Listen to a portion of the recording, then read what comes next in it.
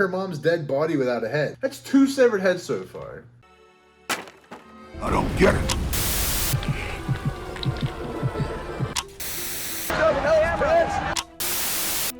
Hi, I'm Tom Savini, and you're about to watch TerrorReels. The best thing out of Pittsburgh since Clemente with the Pirates.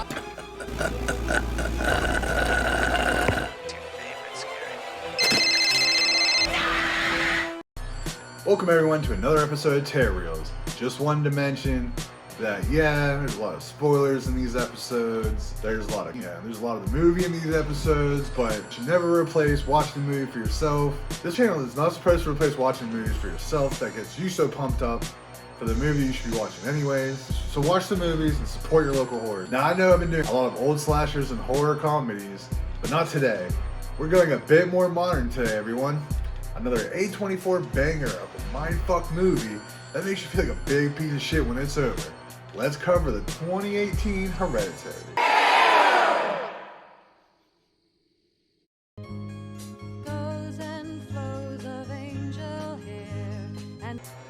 We're up in this movie with a really cool shot where we zoom in a miniature house built by Annie Graham that transitions to the inside of their real house. Then we fast forward to Annie Graham, played by the wonderful Toni Collette's mother's funeral. You think she'd be a little bit more emotional, but I had a feeling that her and her mom never quite got along properly. You could tell there's something weighing between this entire family. We see that the grandchild Charlie, played by Miley Shapiro, staring at her grandma before dad Steve, played by Gabriel Barnes, comes over to make sure she's not eating chocolate with peanuts in it, because she's allergic, which is really fucking out of place in this scene. But then you realize it's foreshadowing for later. Then later that day, we see Annie in the attic going through old shit where she finds a letter from her mom saying that they're sorry for what happened, but what they did will pale in comparison. But then Annie goes to an emotional support group where she goes into detail about mental illness being on her side of the family, specifically her mom's side. Then we go back to Charlie just doing some homemade arts and crafts.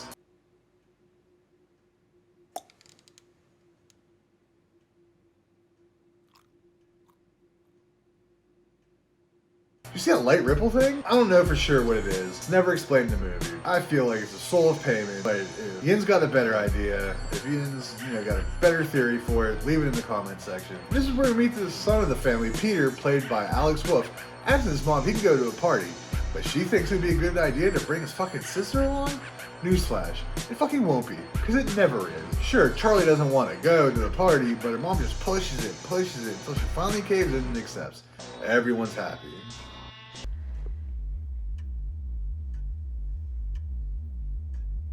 Fine. Later at the party, Peter goes and gets hot and tries to get his dick wet while leaving his sister unattended at this party. While Peter goes off and joins the party, his sister goes and tries some free-range cake, and you guessed it, the cake is filled with fucking peanuts. Charlie goes into anaphylactic shock and starts swelling up and is having a terrible time breathing, and they have to rush to the hospital because they don't have a fucking EpiPen. Charlie does whatever she can to get more air in, and Peter drives like a bat out of hell.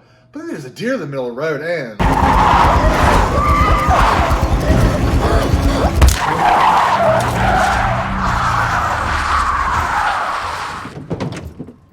one head down, 2 more to go. Peter's silence pretty much says exactly how I felt when I first saw it. Then if you notice, earlier in the movie, that same pole she bashed her head off of has the same symbol in it. So that's interesting. Keep an eye on that. Anyways, he doesn't say shit when he gets home. He doesn't say nothing to his mom, nothing to his dad. He just goes to bed.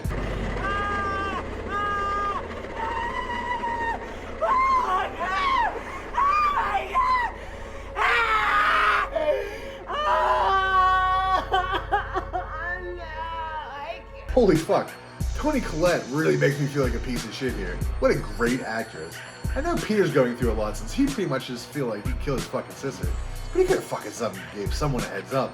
I'll die on that hill. To get his mind right, he gets high with some friends under the bleachers, but then proceeds to have a panic attack. So he goes home and just finds his mom just sitting in the Volvo that has her daughter's decapitated body. God damn. Peter struggles to look at her, but he just can't and just walks inside. Annie drives her emotional support group, but just can't bring herself to go in. So she begins to drive away, where Joan, played by Ann Dowd, stops her and just seems like a helpful, nice old lady. They have a real deep, close, quick connection, and I surely hope I'm being friends by the end of this.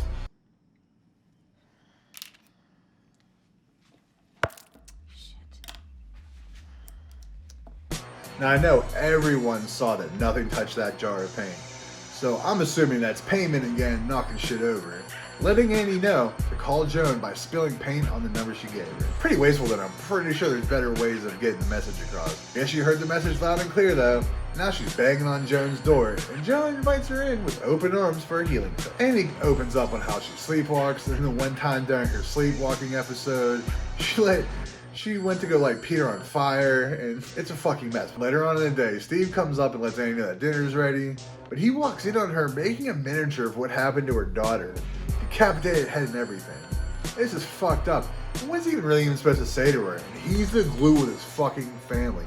He's holding all this shit together. Well, dinner time is just as fucking awkward as you would think. And we see another reason why Toni Collette should have won an award for this fucking movie.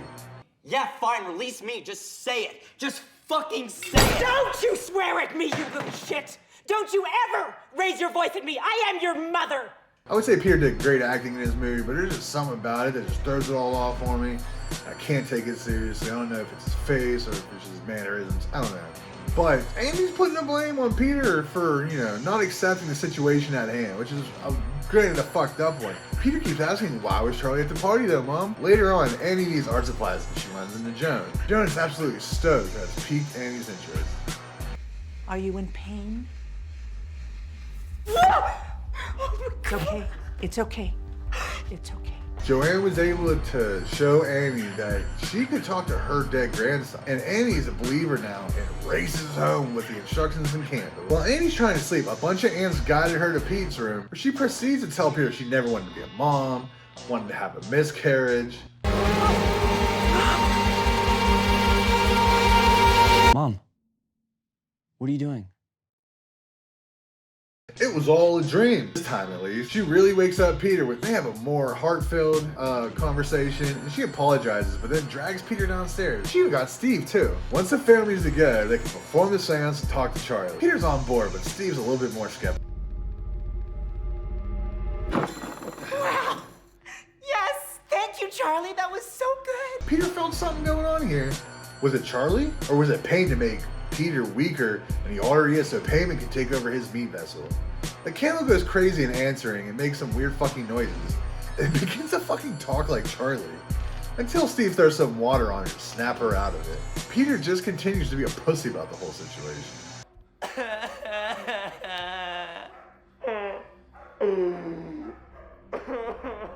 What happened? Holy fuck, even his crying is annoying.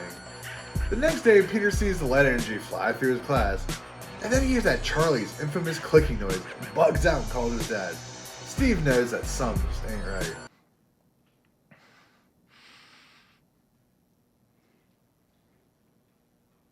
Charlie's clicking noise wakes up Peter from his sleep, and oh shit, it's Charlie.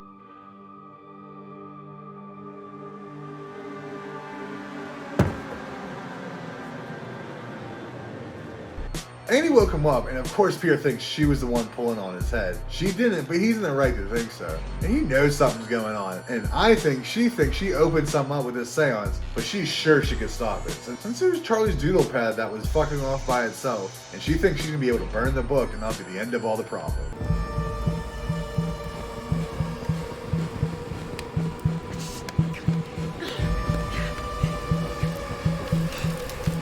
She knows something's going on now, so she runs over to Joan's house to get some answers. The answer, us viewers find out, is something we did not see coming.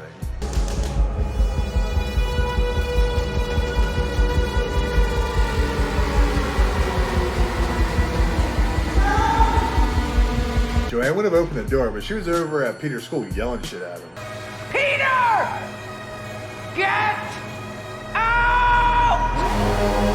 Back at the house, Anne runs into her mother's old shit and finds a book on invocations with a bookmark page to the King of Payment, who is the king of hell, that oversees about 200 demons and is very obedient to Lucifer. Before his Paradise Lost moment, I believe he was an angel from the choir of the Dominions, and one of those dumb cherubs who guards the holy places. Though he was never mentioned in the Bible, Paimon has been mentioned in grimoires across time. That's where we learned that he can only possess a male body. Then when going through the photo album, she noticed the same icon keeps popping up. And her mom and Joe knew each other this whole fucking time. And they were in some weird shit.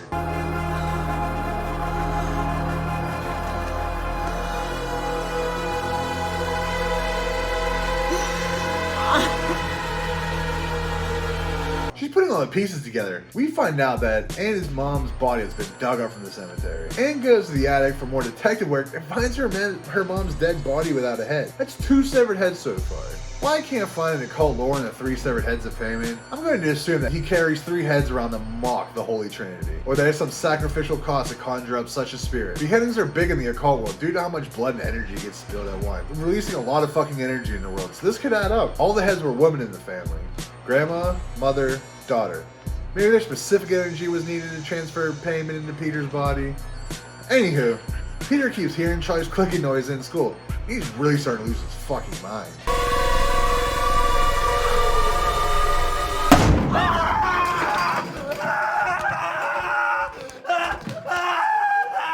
Seems that Paimon almost has full control of Peter's body. Anne cries to Steve about what she saw in the attic, and he does not believe this lady. He thinks she's batshit fucking crazy, and he plays along and goes up.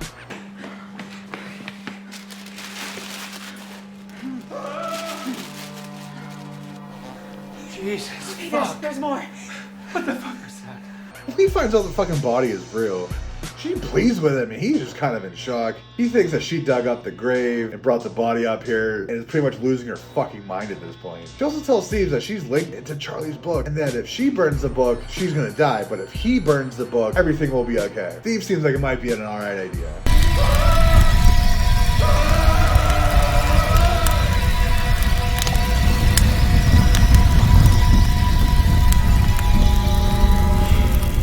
Well, that fucking didn't go well, now did it? Something's got Annie now, and the invocation is almost complete.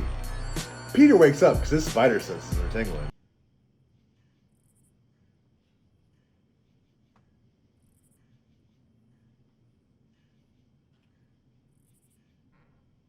Peter goes looking for his mom, but only finds his scorched dad, but he's not alone.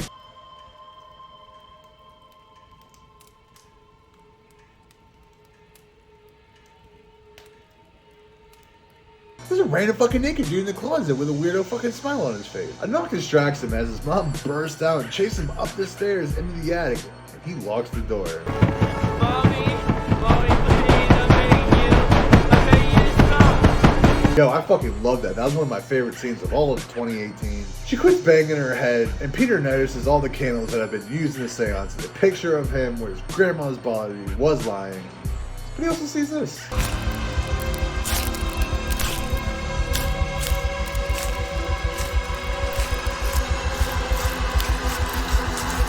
And there's the 3rd head, and a bunch of more fucking naked randos. Well, Peter can't figure out which one of these things is fucking him up more, so he says fuck it and jumps out a window. Now he's finally weak enough for Paimon to finally take over his body. Hail, Paimon! Hail, Paimon! Hail, Paimon! Holy fuck, what a good fucking movie. A slow burner for sure, but that fucking payoff is definitely worth it. The acting in this movie was perfect outside of Peter, and it was an A24, so you know everything's gonna be crispy as fuck. The movie was greatly filmed, and it just made me really feel like a piece of shit. And any movie that could really make me feel like that, it gets a 10 out of 10 in my book. I know a lot of people hated this movie because it's not, your typical it's your modern horror that, isn't scary or whatever. But this psychological shit is fucking nuts with a good story to it, with good acting, good cinematography. What more do you fucking want? Well, thanks everyone for watching TerrorReels, and stay tuned for another dope-ass episode where I review another fucking movie. Possibly could be the Scream franchise. We'll fucking see. Shout out to Pittsburgh Juggalo-based horror show on YouTube called TerrorReels. TerrorReels. It's real, real terror. Reel, R-E-E-L, R-E-A-L. TerrorReels. TerrorReels. Hey, dog will hunt. Get that bitch. You dented my plate. My brain is burning. TerrorReels. Goodbye.